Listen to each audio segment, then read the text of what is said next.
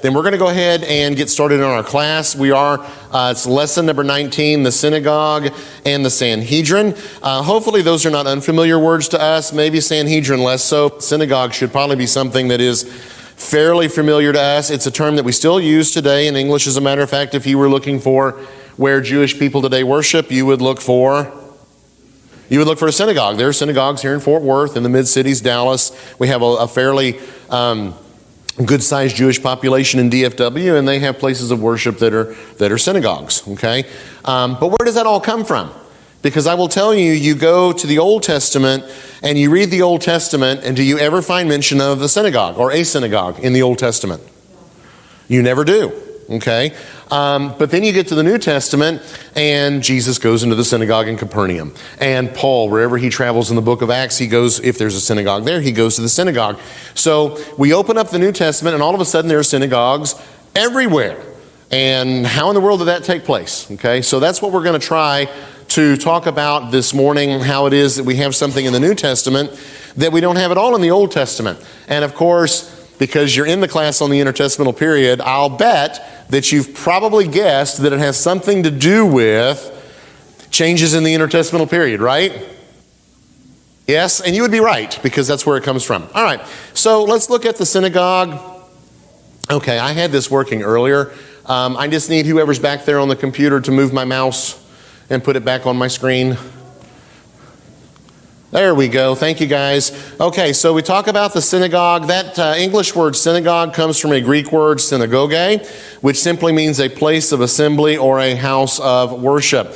The exact details of the origin of the synagogue are unknown. We know it arises during the intertestamental period. We know that they're abundant in the New Testament period and centuries after the New Testament period. But we don't know exactly how they came about. So right now you're sitting there saying, well, why are we having a class on the synagogue if at the very second line he says, we don't know exactly how it came about? Well, you know, when things are there, we know they had to come about, so at least we can find some information, okay? Even though the exact details of the origin are unknown, it is clearly the result of new realities of the captivity and the intertestamental period. When Jews are only in the Promised Land, where are Jews worshiping? They're worshiping in the temple. The temple is the center of worship. That's where sacrifices are made. That's where the priests do their job. And geographically, you can get from the far north of Israel to the temple in Jerusalem in a matter of days, okay?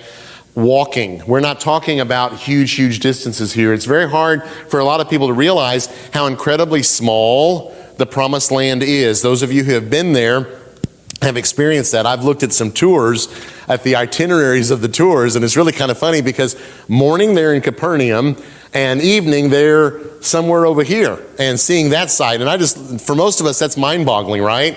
Because we think these places are a long way apart. They're not. They're literally so close that you can do tours of those places in one time. So when the Jews are living in the Promised Land, the temple is not far away, and that is the center of worship.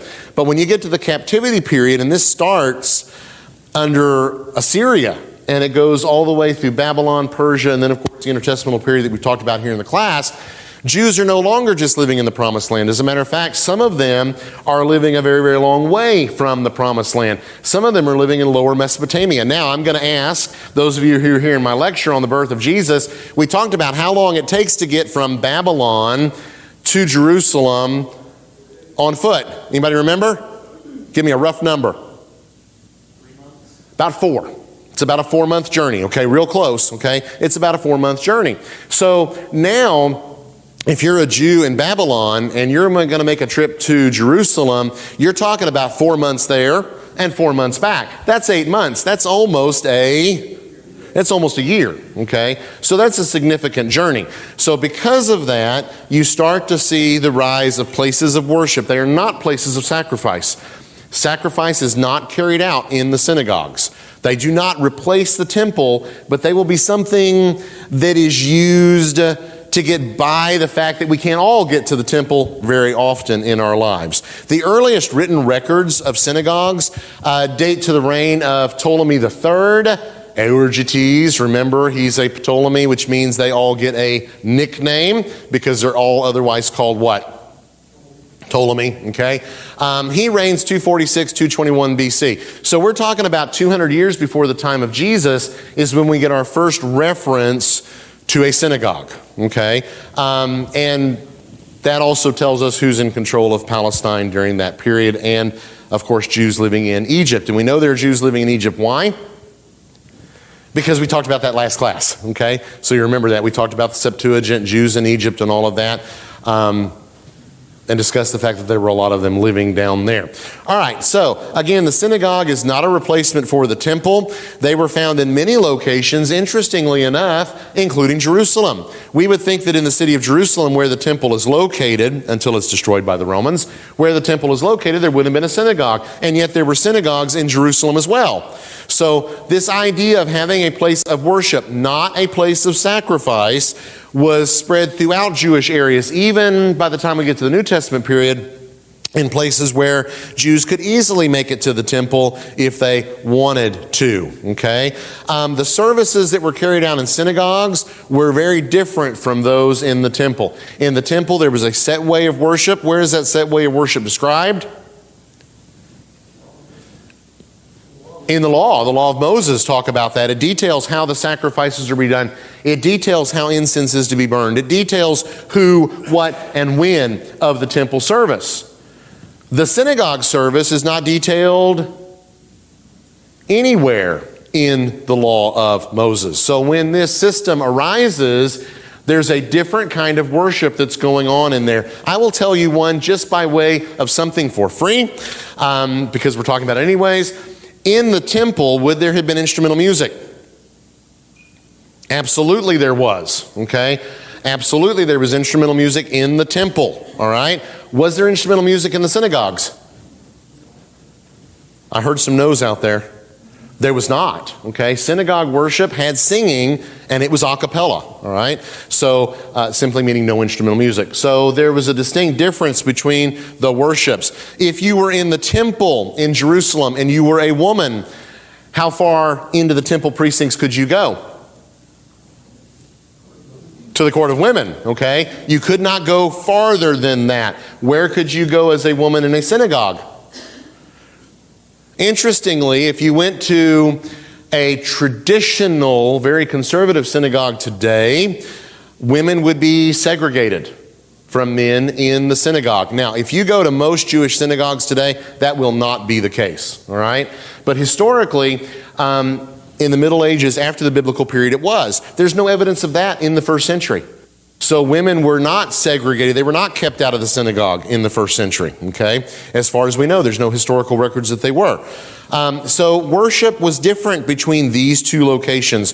Jewish priests served in the temple, but were not necessary to the synagogue because you don't have what happening in the synagogue? You don't have animal sacrifices, okay?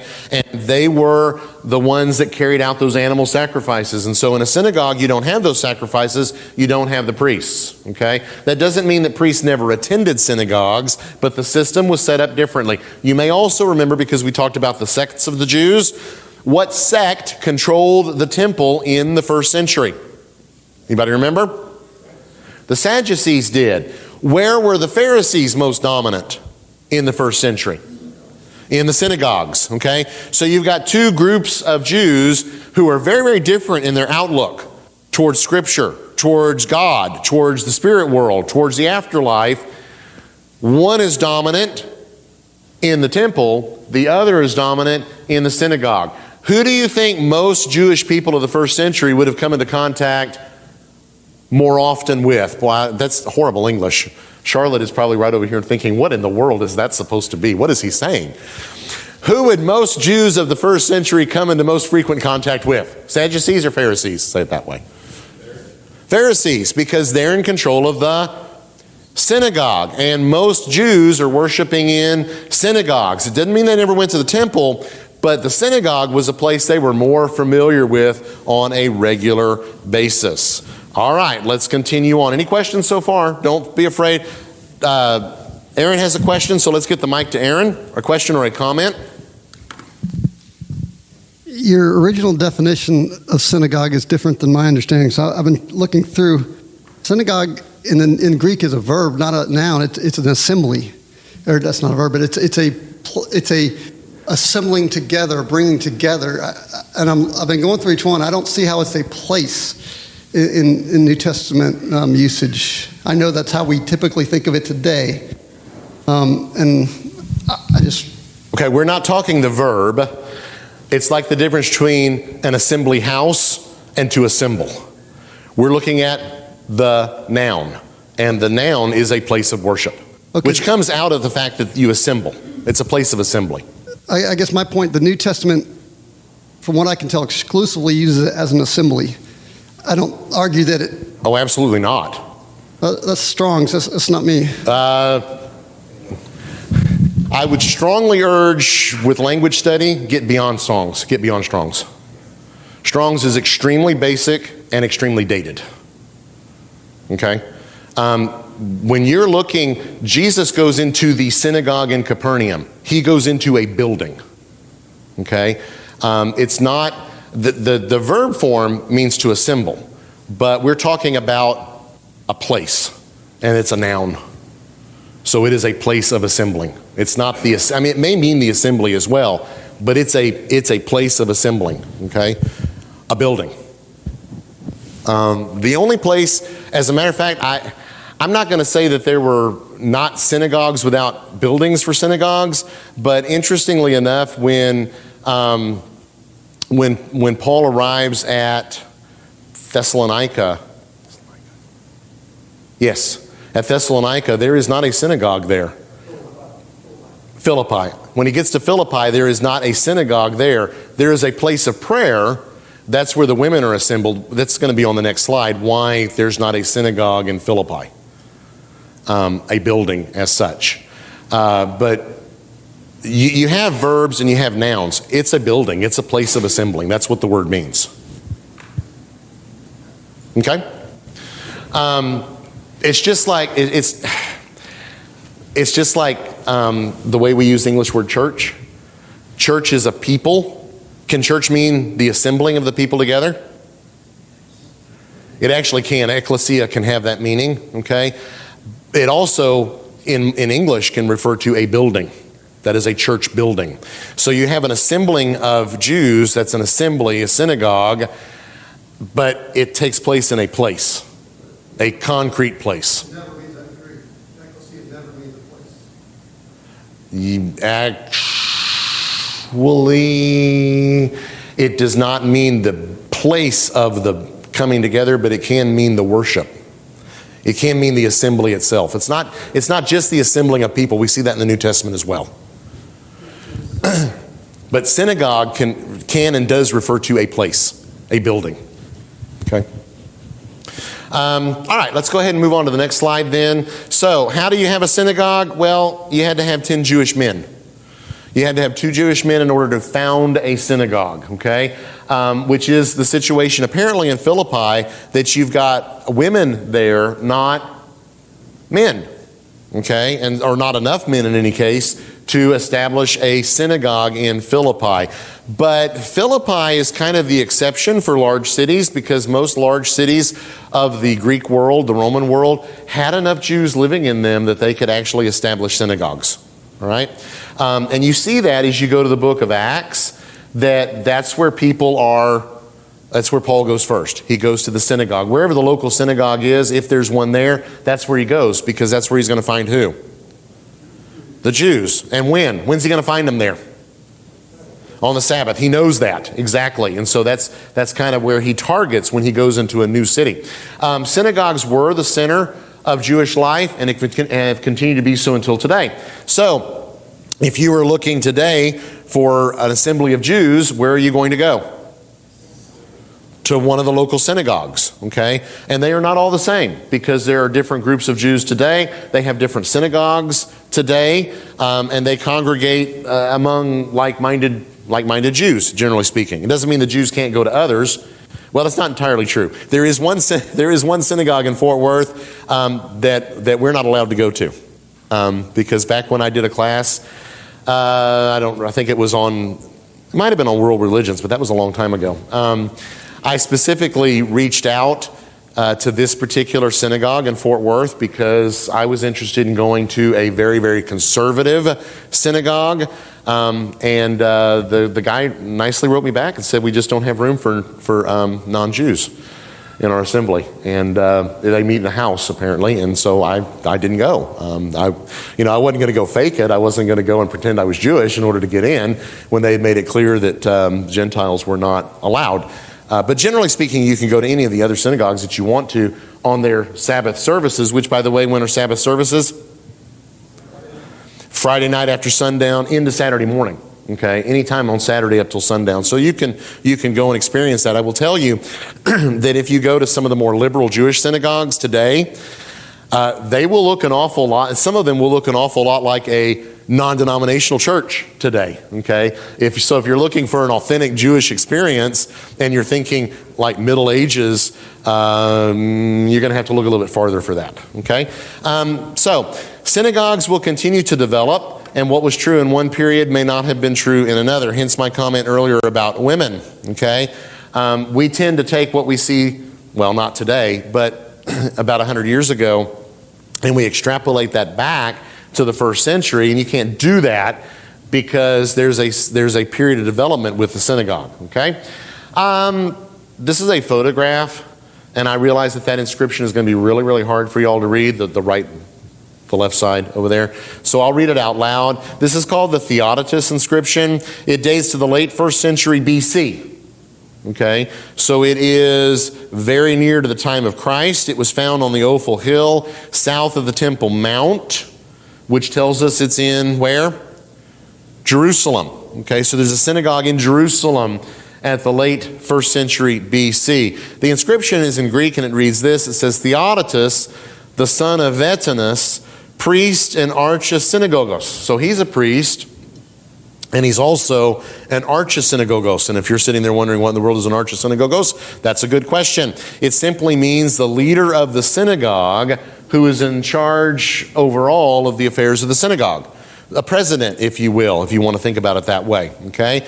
So Theodotus, the son of Vetanus, the priest and archysynagogos, son of the synagogus, grandson of the archysynagogos, built this synagogue for the reading of the Torah and the study of the commandments and the hostel and the rooms and the water installations for needy travelers from foreign lands. The foundations of the synagogue were laid by his fathers and the elders and Simonides.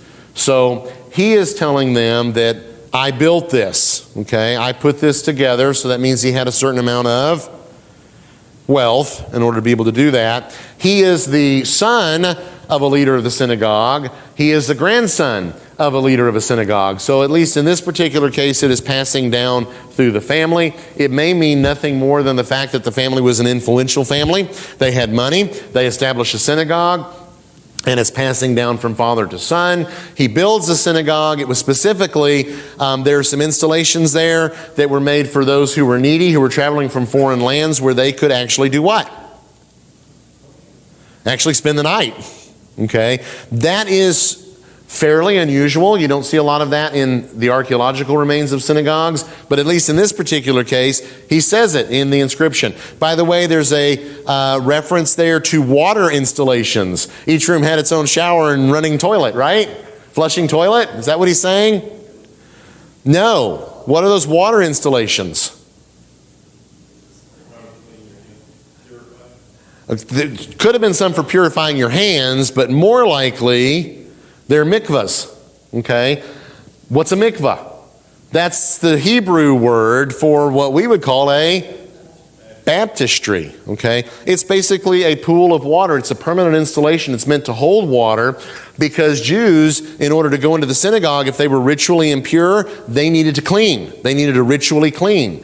So when you have John the Baptist coming along and he starts preaching that people need to repent and be baptized, that wasn't a tremendously new idea for Jewish people of the first century because they were used to the idea of ritually purifying themselves in water before they went into a synagogue.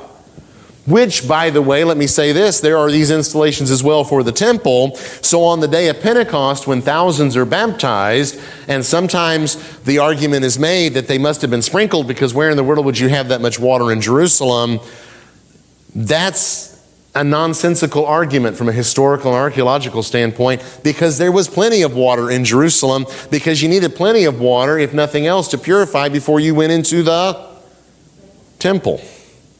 And certainly for the synagogues that were in Jerusalem. So it would not have been at all a problem to baptize thousands upon thousands of people in Jerusalem. All right, so this is a reference. Again, it's archaeological. And by the way, going back to Aaron's point, notice what the inscription says. Built this synagogue. It's a physical building. Okay? That's first century BC Greek. That's how it's being used. So we can, that is archaeological evidence that Strong is not, we're either not reading Strong right or we don't have the full definition there. Strong's definitions tend to be very short. All right. So let's look on and talk about the organization of the synagogue. There were leaders of the synagogue, and those leaders were generally elders of the community, those who were knowledgeable of the law. They were older and more distinguished, or I should say the older and more distinguished sat at the front, which was the place of honor. All Jewish males could lead in the service. Let me just point out this. If you remember my comment earlier about the music of the synagogue, it is what? A cappella. Notice we have a point here on the board, who were leading the synagogue. Young guys like Sam over there, they were the ones leading the synagogue, right? Or Andrew over here. No, the leaders of the synagogue were the elders of the community. Does that sound familiar? So when churches are established after Pentecost, who's appointed to lead those churches, those congregations? Elders are. If you're detecting a pattern here that matches to some extent what you see in the synagogue, you would be right to see that. You would absolutely be right to see that. The pattern that is established in the synagogue and is well established by the first century, then we see aspects of it also present in churches that are established. Okay? All Jewish males could lead in the service. What does our service look like? Lots of men participating, right? And leading. This is most definitely not a Roman Catholic service where the preacher / priest, whatever you want to call him, does the entire service, right? When you go to, how many of y'all have been to a Catholic Mass? Raise your hand. All right, some of y'all have been. When you go to a Catholic Mass, the priest leads the entire service. There'll be an altar boy or two, might be a second priest there that's able to help out, but I can assure you that if I'm sitting in a pew and I'm thinking I'm going to run up there to the front and help the priest out with the service, that's not going to fly, okay? I'll probably get tackled by a couple of their security guys before I even make it up there.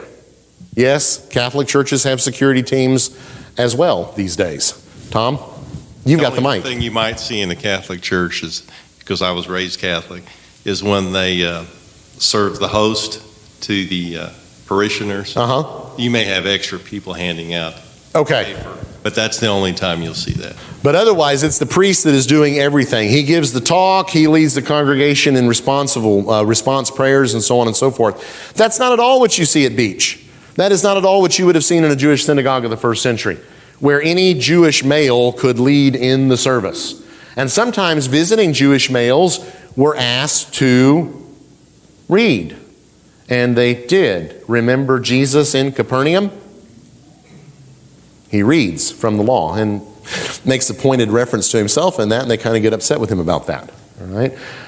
So again, it's you see echoes, if you will, in early churches and churches today following the pattern of the New Testament with what we see in the synagogue. Echoes. I'm not saying it's a complete carryover, but it's echoes of that. All right? So any Jewish male who was present could participate in the synagogue service.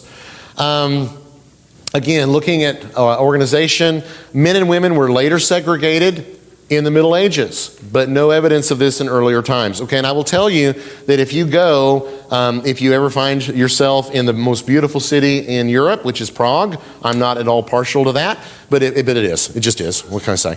If you ever find yourself in the city of Prague, there are several Jewish synagogues that you can go and visit. Guys, you will be asked to wear a hat, okay? Wear the hat, all right?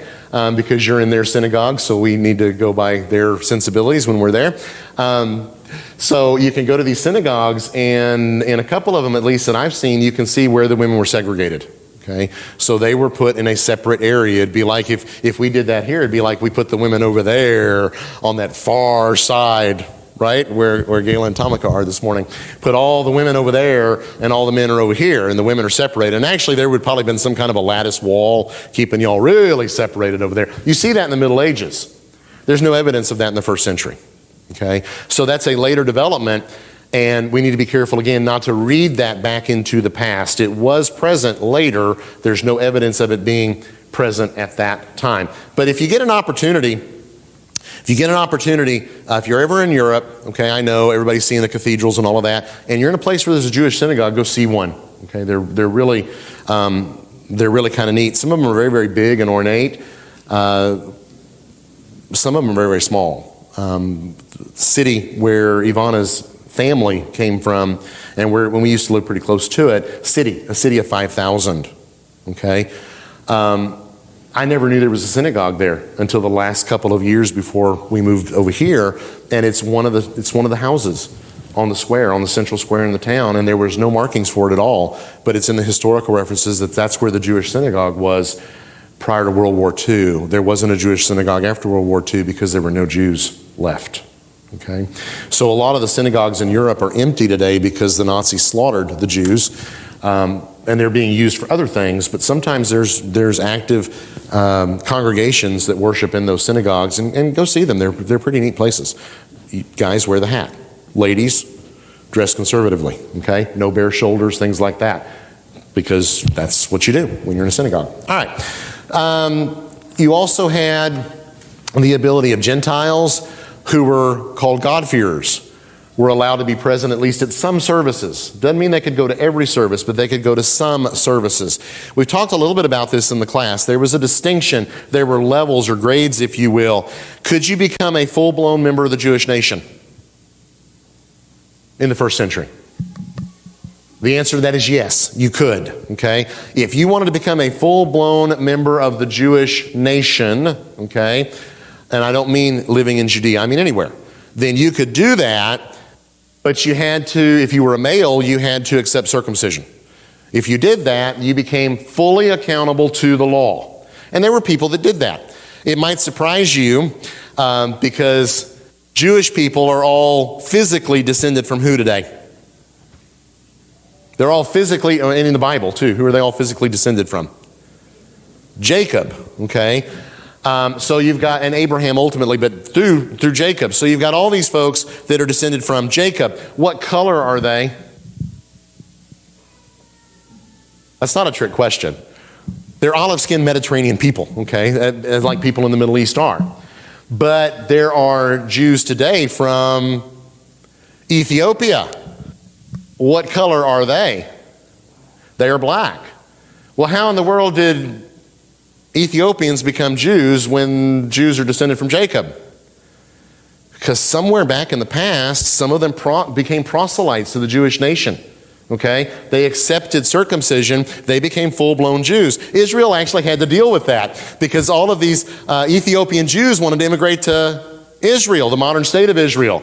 And that was kind of a conundrum. Are they really Jews or aren't they? And the final determination was they were really Jews and immigrated to Israel, okay? Because, again, somewhere in the past they had become proselytes. God-fearers were different. God-fearers did not go the whole route. They didn't go to circumcision, okay? So they didn't become fully members of the Jewish nation, but they were very friendly to the Jewish nation. They did all sorts of things for the Jewish people, like helped pay for their synagogues sometimes, okay? So those folks were allowed in the synagogues at least on some occasions, on some services. All right, so let's talk then about the services, since we just introduced that topic. Services took place on the Sabbath. I've got a whole bunch of Bible references here that we don't have time to read, and so we're not going to read them, but you have them on your papers. You can go back and look at them. Services took place on the Sabbath then, just like today. There may be other services today, and there might have been other services in the New Testament, but I think they were pretty much all on the Sabbath. We read about that, for example, Luke chapter 4, verse 16, Acts chapter 13, 14, Acts chapter 15, verse 21. So the service takes place on the Sabbath. One part of the service that would have been typical in a synagogue service in the first century would have been the recitation of the Shema, which is the confession of faith. And it is composed from three different references: Deuteronomy chapter 6, verses 4 through 9, Deuteronomy 11, 13 through 21, Numbers chapter 15, verses 37 through 41. Okay? And so you will see that repeated, I would suspect, in synagogues today. Maybe not every time. It kind of maybe depends upon how conservative the synagogue is, but you can still run across that. Okay, this confession of faith that the congregation recites collectively. A somewhat equivalent would be if you go to a Catholic Mass, you are going to hear one particular prayer that is probably going to be recited in every Catholic Mass, that prayer being what's called the Our Father. Okay, maybe the Hail Mary as well, but definitely I would expect you to find the Our Father. And everybody recites that together. Okay, it isn't the priest saying it and everybody else is silent. Everybody actually says that together as a congregation. You would also find in a synagogue service what's called the Shemona Esrei, which is the daily prayer. There are various versions that have existed over the ages, so it's not like one single version. There have been different versions of that. There are also a series of 18 benedictions that are recited in a synagogue service. One of these was later altered to contain a specific condemnation of Jesus' Jewish followers. Okay? So picture yourself, in the first century, this Jesus fella has come along and he's been preaching that he's the Messiah. His followers are claiming that he was killed but was raised from the dead. And all of a sudden, a whole bunch of people in the synagogue start buying into that story, and they become Jewish followers of Jesus. Well, now we've got, in our synagogue, we've got these folks over here that, Jesus isn't the Messiah, we're not following him. You got these folks over here who say Jesus is the Messiah, we're following him. You think that's going to cause some problems at some point in time? It will. So eventually, y'all are the Jesus believers, right? That's the side over here? Okay. All right.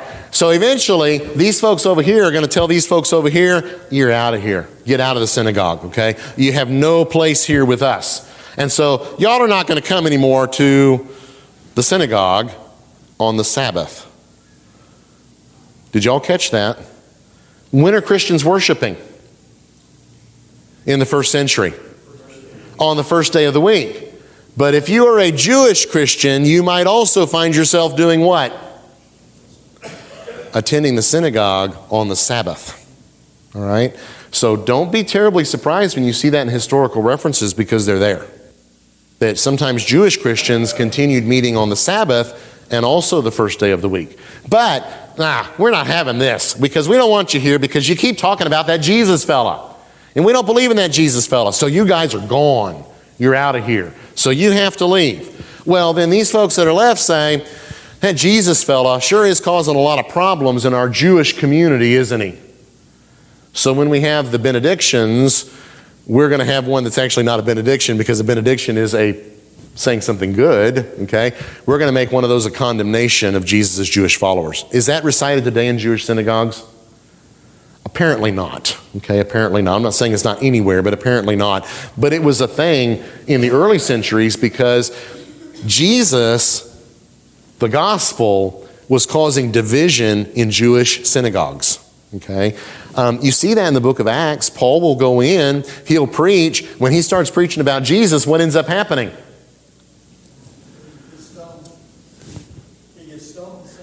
Sometimes he gets stoned, he gets thrown out, he gets chased off, because we don't like that, because that causes a problem.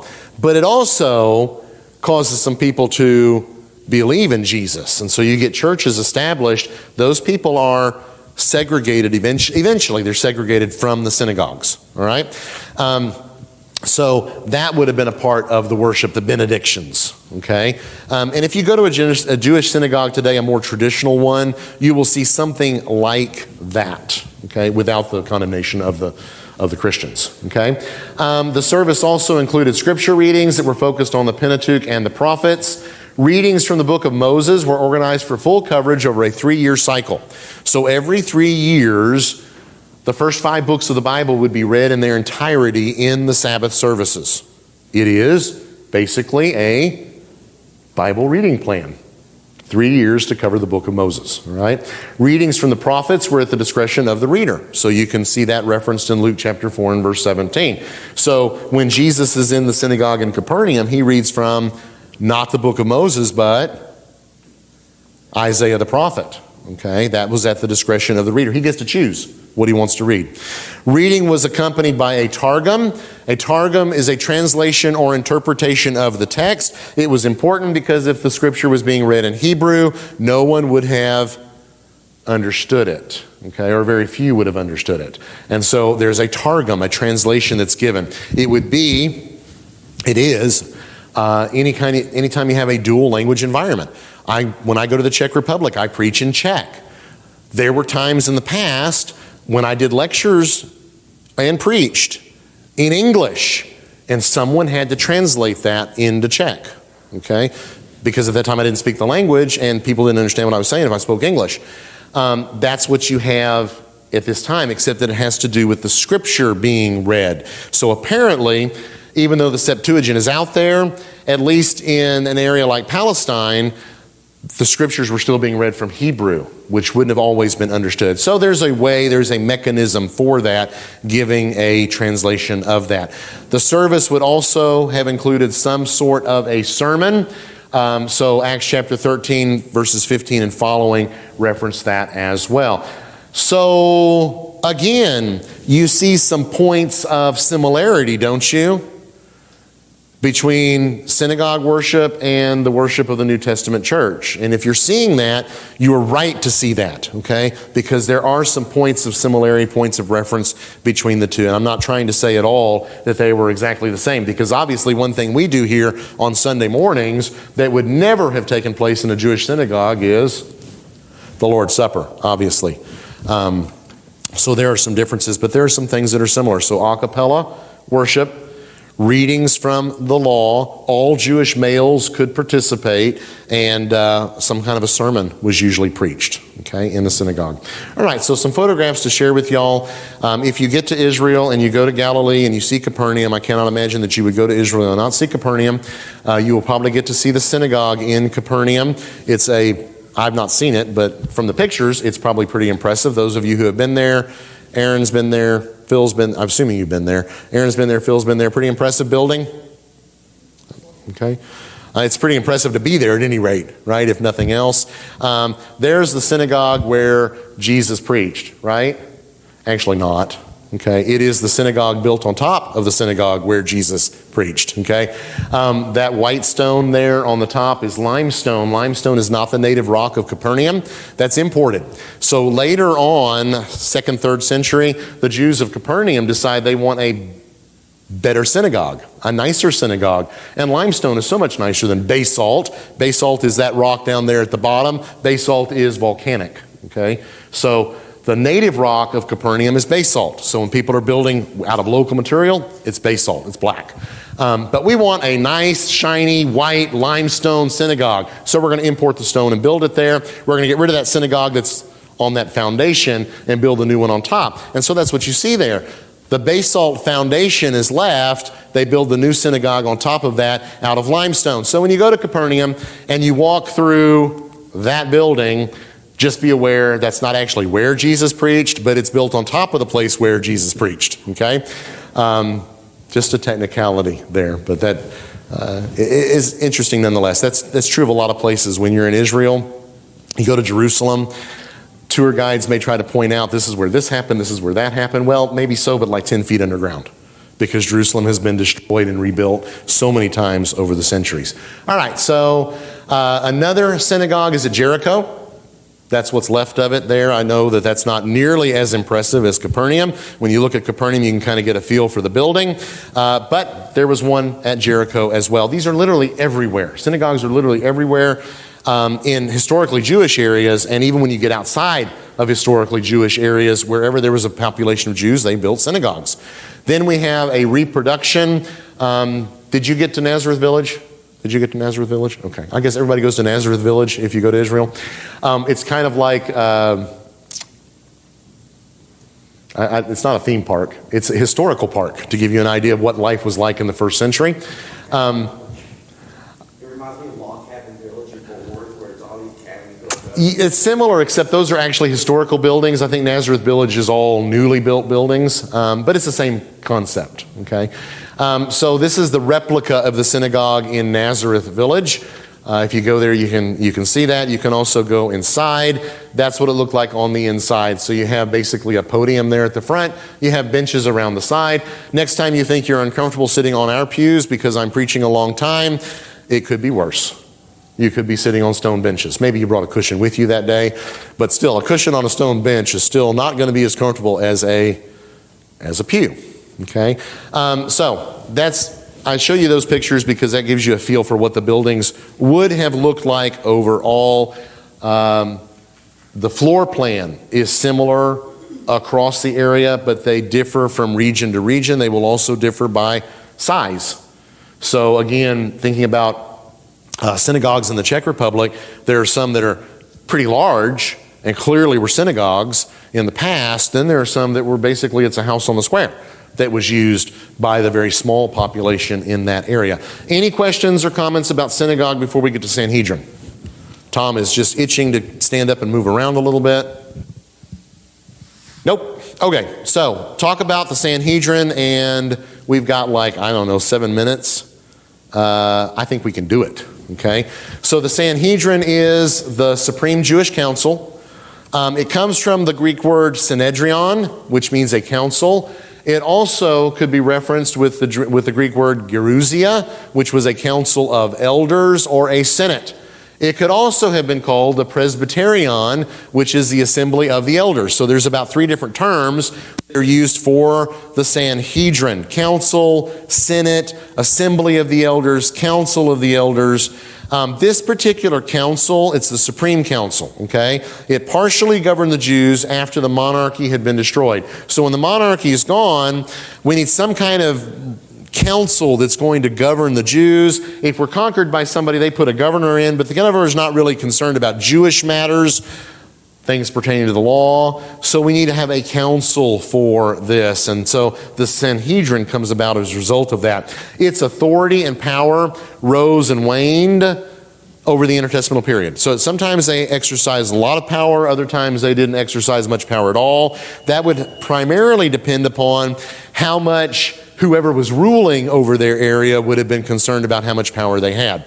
So it's up and down. There's no way to look at that and say, well, it was always strong, it was always weak. It just depended, okay? There are a lot of unknowns concerning the Sanhedrin. I have a note here, I'm saying that. It certainly was a changing and evolving body over its period of existence. Okay, so the Sanhedrin is going to continue on through the New Testament period, and then beyond that, but eventually it's completely discontinued sometime after 358 AD. So sometime after that date, the Sanhedrin it's not in existence anymore.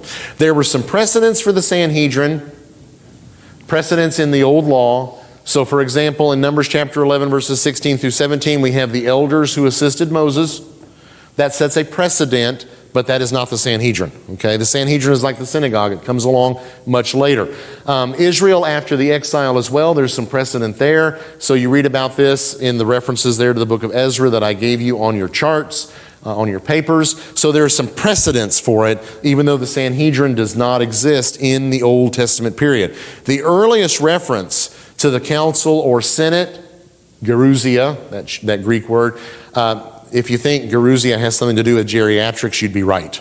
That's where geriatrics comes from. Geriatrics is medicine for older people. I didn't say old people, I said older people, okay?